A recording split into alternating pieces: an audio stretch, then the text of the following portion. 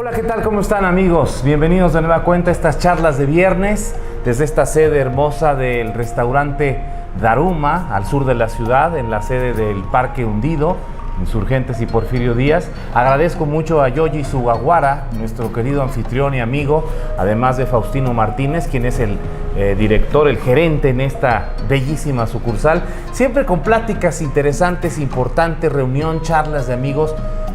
Esta actividad profesional, a mí en lo personal, me ha permitido de una manera muy especial poder tener oportunidad de conocer a gente muy atractiva, importante en términos de lo que ha significado para nuestro país y para la cultura de nuestro país. Y hoy tengo aquí en esta mesa a Javier Aranda. Ya no le preguntaremos qué estás leyendo, Javier Aranda, sino qué estás produciendo, creando, realizando, porque Javier en las páginas de La Jornada, en las páginas de diversos diarios importantes a nivel nacional, revistas, publicaciones y por supuesto en la televisión donde ustedes lo ven cotidianamente, pues está haciendo muchas cosas. Qué gusto me da verte. Hola, Javier. Doctor, qué gusto. Un placer, de verdad. Felicito por este espacio. Te agradezco mucho y sobre todo la ocasión, oportunidad de charlar contigo. ¿Qué está haciendo Javier Aranda? Lo vemos en muchas partes. Me acaban de comentar buenos amigos.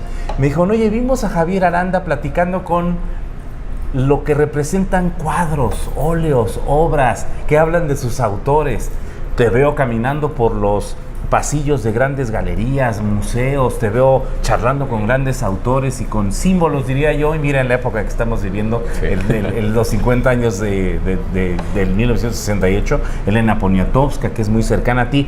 Platícanos un poco de todo esto, porque tienes un gozo enorme por la cultura de nuestro país. Sí, francamente, yo le tomé la palabra a un amigo tuyo, Carlos Monsiváis, que dijo, hay que aprovechar todos los foros que tengamos para decir cosas que tengan sentido. Uno trata de compartirlo, y me da gusto por eso que tú tengas tu espacio para compartirnos tus asombros, tus descubrimientos, tus entusiasmos, y es lo que yo hago sobre todo en materia de libros y de artes plásticas, que es lo que más trabajo. Pero obviamente pues no te puedes desligar de la vida social. 50 años del 68 no es cualquier cosa, ¿no? Y mencionas a un personaje esencial que es Elena Poniatowska, cuyo libro, La noche de Tlatelolco, digamos que fijó de manera permanente lo que ocurrió pues, hace 50 años. Parece increíble que lo que sucedió hace 50 años, si tú lo ves en retrospectiva, digas, el que exijan derechos humanos, el que exijan libertad de expresión, provocó esa respuesta tan iracunda del gobierno. A mí me llama mucho la atención, por eso me puse a releer La noche de Tlatelolco, y es un libro francamente que en lugar de perder con el tiempo gana. Sí. Porque es una construcción, pues es una especie de testimonio oral, de crónica colectiva. Muchas voces nos cuentan algo sobre ese día, que es un día, querido doctor, que desde mi punto de vista no ha terminado, es el día más largo del México moderno. Empezó hace 50 años, el 2 de octubre, sí. Y las ondas expansivas de ese mismo día las tenemos hoy, por ejemplo, con la caída del PRI. Claro. Es consecuencia sin duda, ¿eh? Claro. Es el mismo pensamiento autoritario de entonces el que hizo o provocó la derrota de este partido. Entonces hay muchas cosas que están ahí en el aire.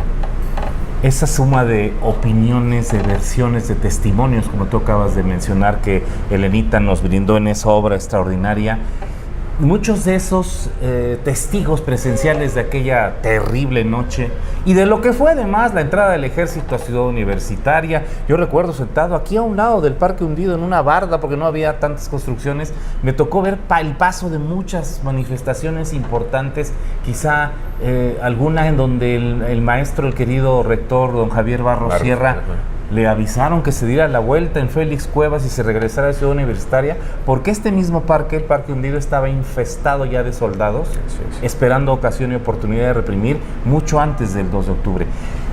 ¿Es un país distinto? ¿Crees tú que somos una nación diferente?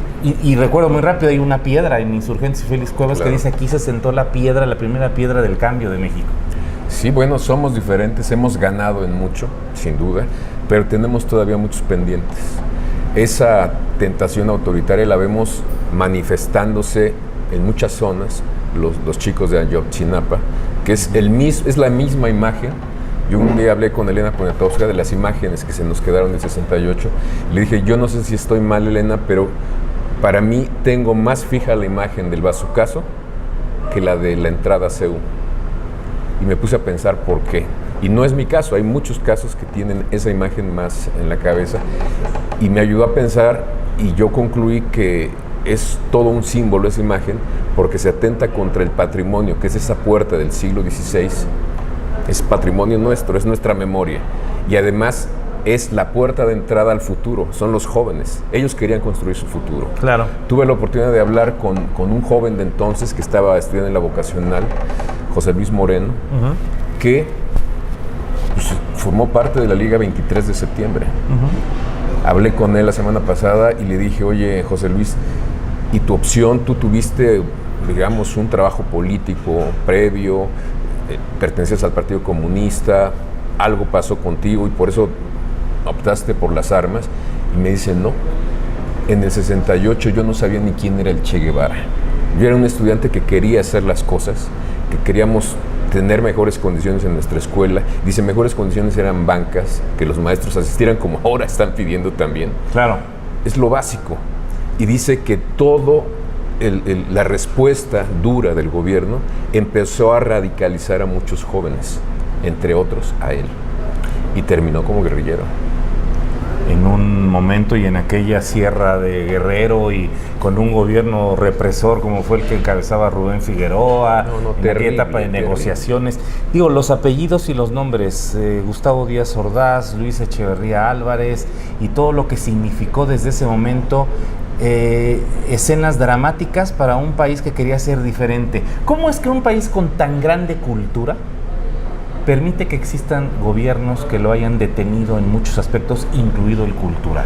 Bueno, porque por la cultura misma, seguramente recuerdas a otro gran escritor que es Octavio Paz, nos habla de la construcción política del México prehispánico, en donde se construía a partir de la imagen de la pirámide. Siempre había una cúspide, y en la cúspide estaba el gran Tlatoani. Era el que dictaba todo, era la cúpula de todas las estructuras de poder, y la parte más baja pues era el pueblo, que tenía que obedecer o acatar las órdenes de ese gran Tlatoani, que vivía mucho de estarle pidiendo tributo a su entorno, ¿no? O sea, es la manera fácil de hacerse de dinero, no trabajar la tierra y empezar a exigirle a los otros, que es la lógica de cualquier país guerrero. Es la lógica, por ejemplo, de los gringos, que hasta, pues, para ellos la guerra es un gran negocio, ¿no? Es una forma de hacerse de recursos naturales, de fomentar las inversiones, y pues esa máquina es difícil de parar precisamente por eso. Se suman 300 años de dominación española a lo que fueron estas culturas de control y dominio de gran presencia cultural, histórica, las culturas prehispánicas, pero esto lo que logras es crear un ambiente todavía más complicado en esos términos. Totalmente. Bueno, la lógica, volviendo a las propuestas que nos hace Octavio Paz, pues la lógica de los españoles es el centralismo. Todo tiene que suceder a partir del centro. Acuérdate que cuando el primer temblor fuerte en el 85, se cayeron los edificios de Telmex y la gente de Chihuahua no se podía comunicar con la de Sonora. O sea, era norte, no tenía nada que ver, pero todas las líneas pasaban al centro y de aquí volvían al norte. Entonces, eso es una buena fotografía del centralismo que nos impera todavía y que es difícil tratar de quitar, y yo creo que por fortuna se está desarticulando, porque hay otras sociedades, digamos, más democráticas que tienen una economía más pareja, como es el caso de los Estados Unidos, por ejemplo. Si tú ves los sistemas ferroviarios, viales de Estados Unidos son como una cuadrícula, van para todas partes. No tienes que acudir al centro. Y en el caso de México todavía, tú lo sabes muy bien porque viajas, para ir a algunas ciudades, digamos de Yucatán a Oaxaca, tienes que viajar al centro.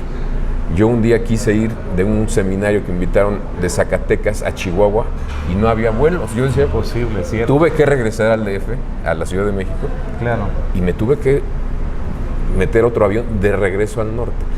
Es absurdo, pero es real. Eso se tiene que desarticular. Es una inercia de siglos. Sí. Y es un comportamiento que nos ha permitido ser lo que ahora somos. Hablas mucho de Octavio Paz y me acuerdo mucho del Laberinto de la Soledad. cuando en los 50 se hizo una reflexión que parece que no ha pasado el tiempo, seguimos en los mismos esquemas, creo, no sé tú cómo lo se han observas. modificado algunas cosas, por ejemplo, hace 50 años, hace menos incluso, hace unos 20 años, la figura de los intelectuales era realmente muy fuerte. Yo me acuerdo haber leído en periódicos, Octavio Paz ha tenido revistas, y en los periódicos hacían notas de los textos que él escribía.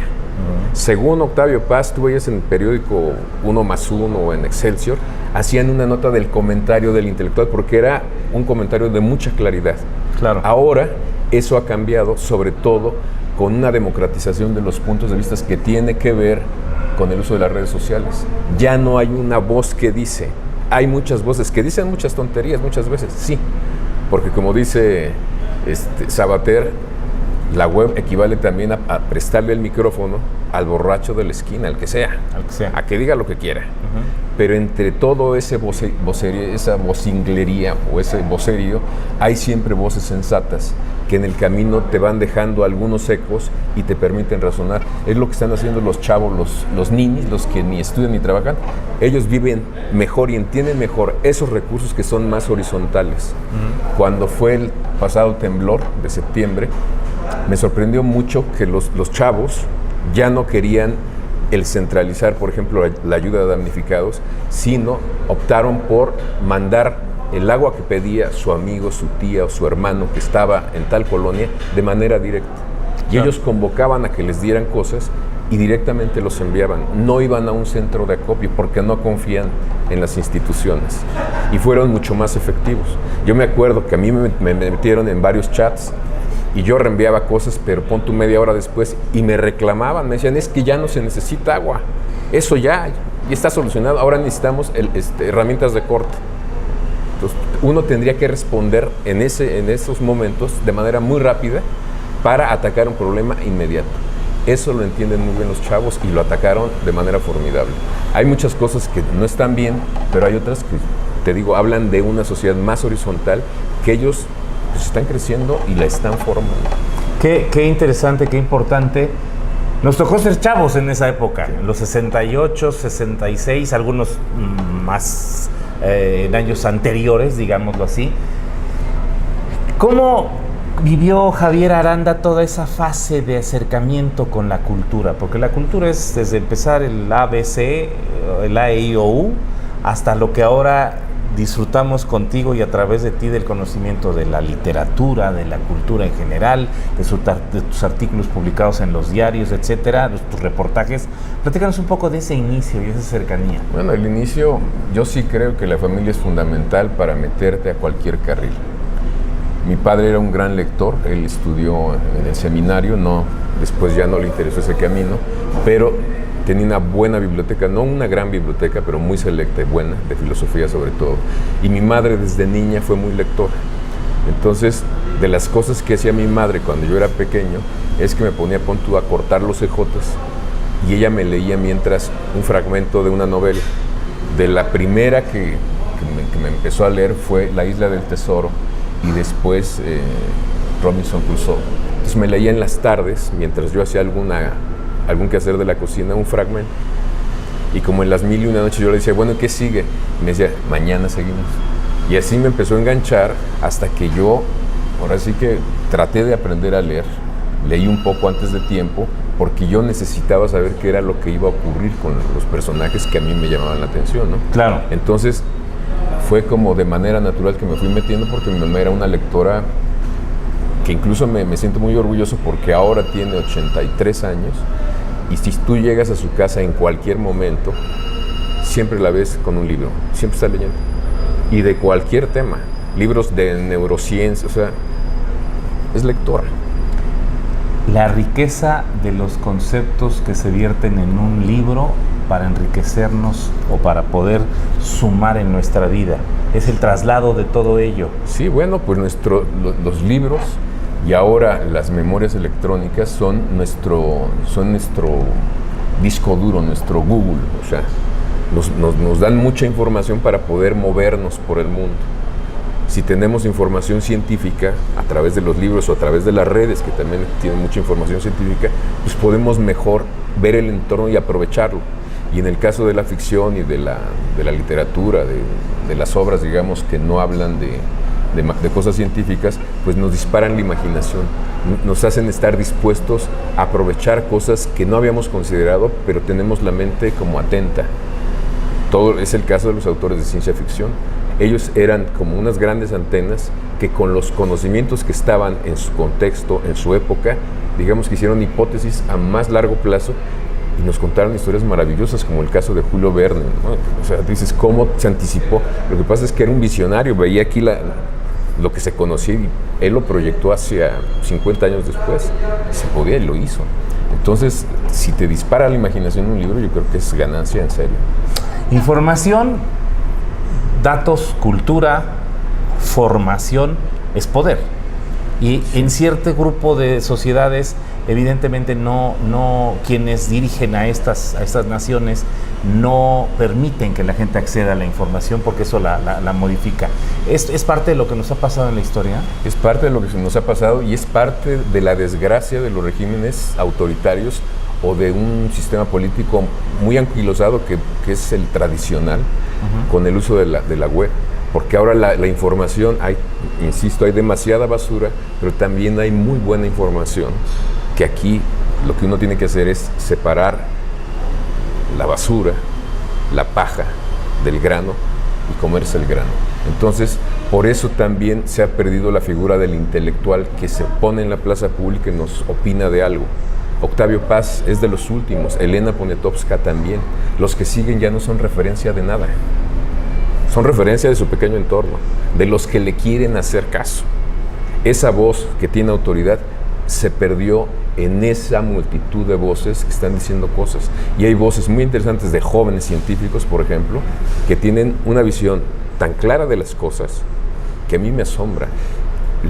Cuando me dicen cosas que como que me parece medio fantasioso, acudo a grandes medios como el New York Times, a periódicos franceses también para cotejar lo que me están diciendo y están en el punto, desde su área, digamos, de trabajo, que es la ciencia, la biología o la ingeniería. Entonces, tienen muy buenas propuestas y yo creo que es el momento de que nosotros, que estamos en una generación, pues digamos como bisagra, donde los grandes autores ya no están o están dejando de estar, y los jóvenes que están proponiéndonos otra forma de acercarnos al mundo, pues nosotros, yo creo que nuestro papel es en mucho decir, no todo lo que está en el aire vale la pena, hay muchas cosas que son basura, para ayudarles a los jóvenes a discernir más rápido, porque finalmente disciernen. A mí me decía un periodista viejo, dice, es que, pues, ¿cómo van a saber escoger? Le digo, hay mucha información que sale, sobre todo en momentos complicados, y las mismas voces, que son miles, van diciendo esto es mentira, esto no le hagan caso, porque lo están cotejando constantemente. Yo puedo inventar cualquier cosa ahorita, decir que hubo un accidente aquí en este parque hundido hermoso, pero inmediatamente todos los chavos que pasan por aquí, muchos verán lo que estoy diciendo y todos van a decir es falso, no se está quemando, no pasó nada, y van a subir fotos. Y en una de esas hasta suben un video conmigo, con mi teléfono, como los senadores que andan pidiendo favores sexuales, ¿no? En la cámara. Claro. Y los agarran y los suben. O sea, la verdad es, así como la mentira corre rápido, la verdad también se impone de muchas maneras muy rápido.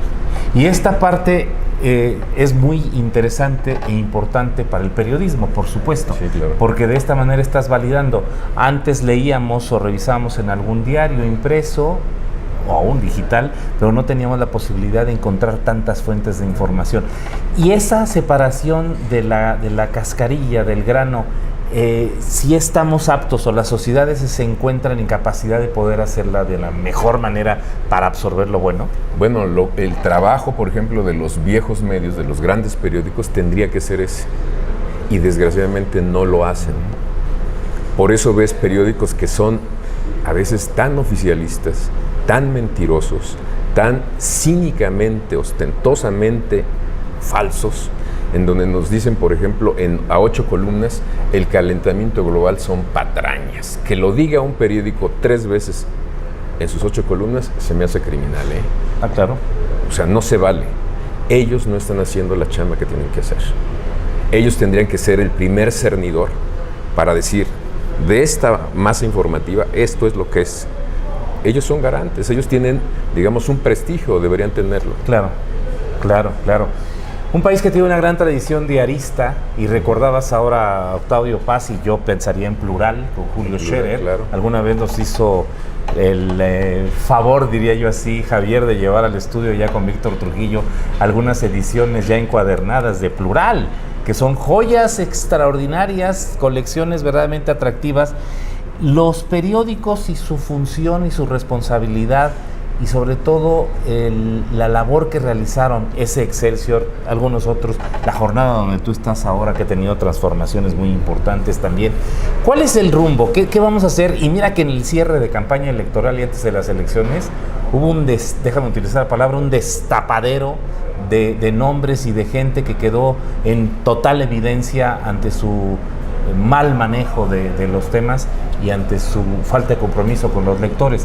¿Qué rumbo estamos llevando en ese sentido, Javier? Pues este es un muy buen momento para los medios, porque se están sacudiendo esos parásitos que han vivido de mentir, porque cuando la información se convierte en un negocio, lo que menos importa es la información. Cuando el cogote de la información es la verdad y se convierte en negocio, lo que menos importa es la verdad. Entonces, ahorita que se están destapando muchas cosas de periodistas corruptos, pues nos estamos dando cuenta por qué tenían esas líneas editoriales. Pues claro, si les daban 2 millones de pesos o a un asesor le daban cada mes 300,000 pesos, pues cómo van, digamos, ellos iban a querer mantener su pago a costa de lo que sea, a costa de decir lo que me diga mi patrocinador. Esa es libertad de expresión, esa es una libertad de expresión, es una falsedad. Muchos liberales o neoliberales de ahora dicen que creían que la sociedad civil se fortalecía con el libre mercado, y hemos visto que no. Uno de los momentos de mayor desarrollo económico mexicano es el 68. Teníamos 6.2% de Producto Interno Bruto, o sea, pero ¿qué sociedad teníamos? Del horror. Claro. A ese precio no. Y hay muchos comunicadores todavía que están en muchos lados, que están haciendo la labor en contra de lo que tiene que ir hacia una sociedad sana y democrática. Y lo hacen, te iba a decir por unos cuantos pesos, no, lo hacen por varios millones, pero lo hacen, ¿no? Y el reto es enorme para todos, yo quiero pensar, porque además si votamos 30 millones o más por un candidato, si se buscó un rumbo distinto, aunque algunas cosas son las mismas que están siendo revolcadas, ¿no? El mismo gato pero revolcado, dicen por ahí una frase. Es un compromiso de la sociedad entera, hablo como tal. Estoy de acuerdo contigo, totalmente. Hacer lo que se le requiere para que este país sea mejor, yo no digo distinto. ¿Cómo vamos a encontrar los mecanismos para lograrlo? Pues exigiéndole al nuevo gobierno al que llegue, decirle te creí, y conmigo otros tantos millones de personas, y nos dijiste que podíamos hacer diferente las cosas, vamos a hacerlas. Solo de esa manera, solo trabajando de manera conjunta, autoridades o gobiernos y sociedad, se va a lograr cambiar muchas cosas. El simple hecho de que ya no estén los mismos protagonistas políticos de la información con el poder que tenían ahora, eso ya es parte del cambio.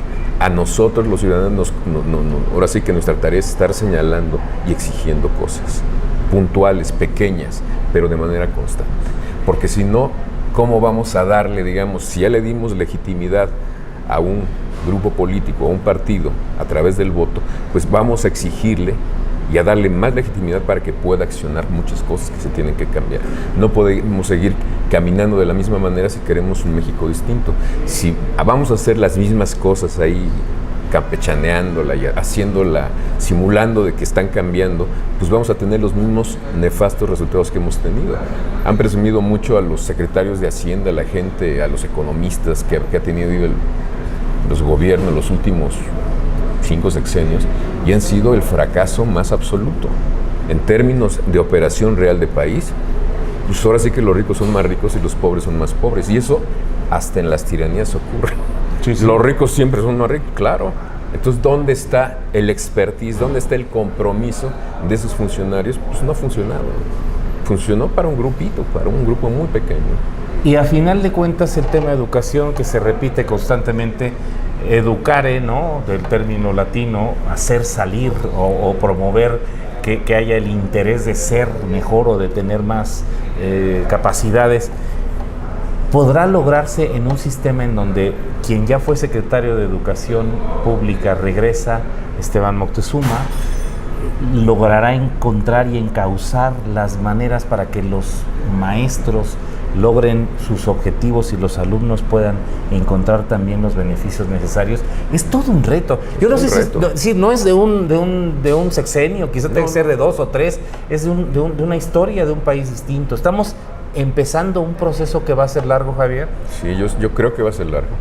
No sé qué tan largo. Yo espero que sean proyectos o tengamos muy buenos resultados a mediano plazo. A corto no creo. Pero yo creo que tenemos la confianza en que si vamos a modificar todo ese andamiaje que estaba haciendo que las cosas caminaran de una manera, podemos sí modificar nuestro rumbo un poco. Y ese poco nos va a permitir modificarlo más, un poco más adelante. Yo creo que sí se pueden hacer cosas. Yo al principio de la famosa reforma educativa yo fui muy entusiasta, pero perdí el ánimo a medida en que te das cuenta que en efecto no era una cuestión educativa, era una reforma política en el sector educativo, era una reforma laboral para controlar, desmembrar, digamos, un grupo que no era bien visto por el grupo en el poder, que también formaba parte en algún momento del grupo en el poder, y fue una forma de hacerlo a un lado. Eso no se ve, la verdad no se vale. Decir las cosas que no son. Porque pensamos en cambiar a los ciudadanos para ser mejores y nuestros políticos evidentemente no cambian en muchos ni en la menor intención o medida. No. Los jóvenes que están formándose en las universidades, los jóvenes con los que tú tienes también esa cercanía, el trato, están en esa disposición de entender que serán necesarios sus servicios, más no su participación corrupta o interesada en un cierto tema económico, muchos de ellos. ¿Estamos en esa posibilidad todavía? Yo creo que sí, ¿sabes por qué? Porque un gran grupo de excluidos han sido los jóvenes. Los hemos tratado de manera denigrante. A mí me apena que los gobernantes digan los niños. Pues son hijos de ellos los hicieron así. Ellos hicieron todas las cosas para que no tuvieran ni trabajo ni pudieran seguir estudiando. Si tú ves las fotografías del 68, las simples imágenes y las comparas con los chavos que se han manifestado ahora en CEU, vas a ver cómo se ha depauperado el poder adquisitivo de la gente. Ahora decimos, bueno, tenemos hornos de microondas, tenemos metrobús, sí, es cierto, pero ve efectivamente el tipo de clase que tenían los estudiantes, que eran clase media alta. Las chicas iban a las manifestaciones con tacones, iban arregladas. Yo he visto que tenían sus pulseras. Era otra cosa, y eran momentos muy complicados, sí. Muy complicados, pero era diferente. Les quitamos mucho tiempo, durante muchos años, las salas a los chavos para que hagan cosas. Les prometimos que si entraban a la universidad iban a poder mejorar su situación, y no ha pasado así. Salen de las universidades y pues, ¿en qué se emplean? Pues en lo que se pueda. Y en lugar de haber empezado a ser choferes de un taxi antes de entrar a una carrera, después de terminar una carrera terminan en ese empleo. Doctores en química, en física, en manejando servicios de Uber o de Cabify o como se llame. Entonces ahí hay una... Es la simulación, es el uso perverso del poder. Cuando fue la reforma energética, yo hablé con unos científicos, y bueno, ingenieros, doctores en ingeniería, con varios doctorados además, muy competentes, que dan clases en el extranjero, que trabajan aquí, y que son innovadores, inventan cosas, por ejemplo, para que el acero dure más tiempo, haciendo análisis moleculares, y lo logran de manera increíble. Yo le dije a unos de ellos, a un par de científicos mexicanos, le dije, ahora con la reforma energética me da mucho gusto porque los chavos ingenieros van a tener chamba. Y me dijeron, pues tampoco es tan fácil. Les dije, ¿por qué? Dice, los que van a tener trabajo son los que tengan algún doctorado en alguna ingeniería que tenga que ver con el petróleo, y no hay muchos. O sea, los de licenciatura van a tener trabajos que tú incluso podrías aspirar a tener uno de ellos, tú que no tienes ninguna expertise en ingeniería. Eso es terrible que te lo digan. Ellos saben. Claro. Y le digo, ¿y cómo van a suplir esa falta de mano de obra? No pueden capacitar cuadros y aprendices. No, es más fácil, los van a traer del extranjero. Ellos van a tener los buenos sueldos. Y si tú revisas las nóminas de los desarrollos petroleros, te está cumpliendo. Es terrible. Terrible. Y es la simulación, ¿eh? Simulación, como tú lo mencionas. Hablando de realidades y hablando de trayectorias, platícame de cómo se siente Javier Aranda en el momento actual, después de todos estos años de experiencia, de gozo, con la comunicación con el público, con lo que te buscan, con las redes sociales. Estás en esta etapa creando y haciendo y sugiriendo cosas. Platícame de esta fase de Javier. Pues es una fase realmente muy bonita, me gusta mucho, es una fase muy parecida a la tuya. Tú tienes más tiempo en los medios y hay un momento en que hay una interacción con la gente que te ubica, que te busca y ya no te dice, tenía un suéter que me gustó el color, que eso ocurre mucho, trae una bonita corbata, sino te hablan de temas de los que trataste y te proponen otras cosas. Esa interacción a mí me gusta mucho porque ya sé que son pequeños esfuerzos y es compartir lo que a uno le gusta, pero siempre cuando uno hace estas cosas no se imagina ni a quién le está hablando. Pero cuando ves esas muestras en la calle, en el metro, y te lo comentan, dices, bueno, sirvió para ese público, para esa persona que me dijo tal cosa, tuvo sentido. Si tuvo sentido para él, tuvo sentido para mí. Y eso es gratificante. Sé que son cosas pequeñas, pero yo creo que si replicamos este tipo de experiencias entre más personas, yo creo que la sociedad será un poco más rica y podremos hacer cosas que nos gusten más y que sean útiles también. Yo gozo cada charla que escucho de Javier, sé que ustedes también. Disfrutábamos mucho nuestros viernes al lado del querido Broso, del querido Víctor, que eso fue estupendo, porque todo mundo preguntaba qué está leyendo Javier Aranda y lo preguntaba el propio Broso, Víctor. Y eso fue algo que la gente tiene muy presente por todos lados y nos preguntan. En la calle me preguntan, ¿qué estás leyendo? Nos preguntan y quedó ahí como una referencia. Y ya lo decía yo al inicio, desde la perspectiva de experiencia del trabajo que realizamos, poder tener esta relación, poder conocer a gente como Javier, es algo de lo más entusiasta, de lo más bello que puede existir para los medios de comunicación. Y por eso lo invité y le agradezco mucho. Te agradezco mucho, doctor, es un privilegio estar que nos hayas regalado estos minutos de charla. Nos podríamos estar aquí muchas horas, porque tema tenemos y hemos tenido muchas ocasión de intercambiar muchas cosas. ¿Con qué rematas la charla de hoy? ¿Qué conclusión o qué invitación le haces a nuestros amigos en las charlas de viernes desde aquí, desde Daruma? Les voy a decir algo que descubrí después de muchos tropiezos.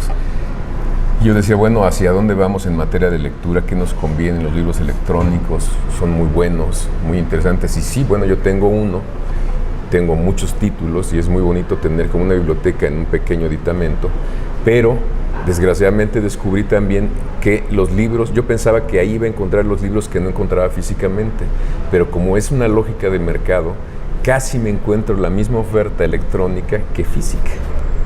Y descubrí otra cosa, que es una obviedad, es una verdad de perogrullo, pero sigue siendo, me di cuenta que el libro físico sigue siendo el mejor objeto para almacenar información.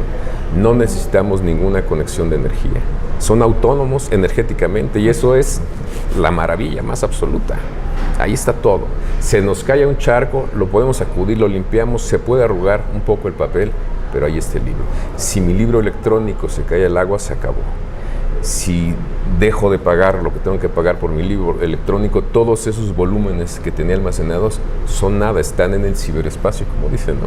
Sí. Y en los otros casos, aunque mi sótano se llene de humedad a veces y tenga que limpiarlos y ponerles cosas para que no se echen a perder, los libros están ahí. Y bueno, finalmente los libros, nos acercan a muchas cosas, nos dan información dura, nos disparan la imaginación, y yo sí creo que es un elemento de referencia de la cultura mundial, desde la divulgación que hizo Lutero de la Biblia para acá, para fijar muchas cosas. Y ahora debo añadir que además del libro, otro elemento de referencia que veo, y lo veo gracias a los chavos, son las imágenes del cine y de las series. Yo creo que el libro y las series o el cine son las imágenes de referencia, pues, que nos van a acompañar muchos años. Qué importante, coincido totalmente, porque además es una experiencia única el poder ver reflejada la luz en el papel, sentirlo, el aroma de la tinta, que además como que se vuelve uno adicto a ello, en el mejor de los sentidos lo digo, y sobre todo saber que cuando concluiste con una historia puedes cerrar, y si quieres volver a revisarla, la buscas de nueva cuenta, porque va a estar ahí con la misma fidelidad, el mismo, diré yo, cariño que uno le tiene a esos libros. Gracias, Javier. Gracias a ti, doctor. Por tu entusiasmo, por tu manera siempre amable de trasladarnos y llevarnos por este camino hermosísimo de la cultura, porque la cultura es verdaderamente única, y sobre todo por tu apoyo y tu amistad.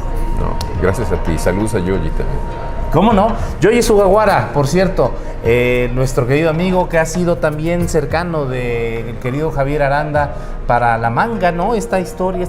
No, es increíble, ha hecho muchas cosas interesantes. Han hecho muchas cosas. Yo creo que puede ser ese motivo de otra reunión con el propio Yoyi. Sería genial, sabe muchísimo.